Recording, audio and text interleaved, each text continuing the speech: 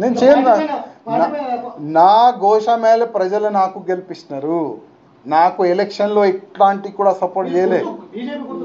ఎప్పుడు కూడా ఎలక్షన్లో నాకు ఏమి కూడా సపోర్ట్ చేయలే. మూడోసారి కూడా గోషామేళ ప్రజలు నాకు గెలిపిస్తున్నారు. రాజీనామా ఇచ్చే అసలు అది ఆ ఛాన్స్ కూడా రాదు.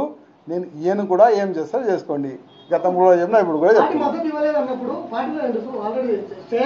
మీరు ఒక్కసారి ఎంక్వైరీ చేసుకోండి.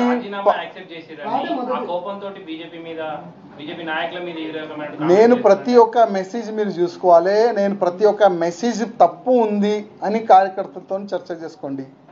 నేను ఇచ్చిన ప్రతి ఒక్క మెసేజ్ కార్యకర్తలకి ఫేవర్గా ఉంటుంది. నా మెసేజ్ వాళ్ళు చేస్తున్న తప్పులు ఓకే. బీజేపీలో ఉన్న కొంతమంది భయపడి మాట్లాడరు.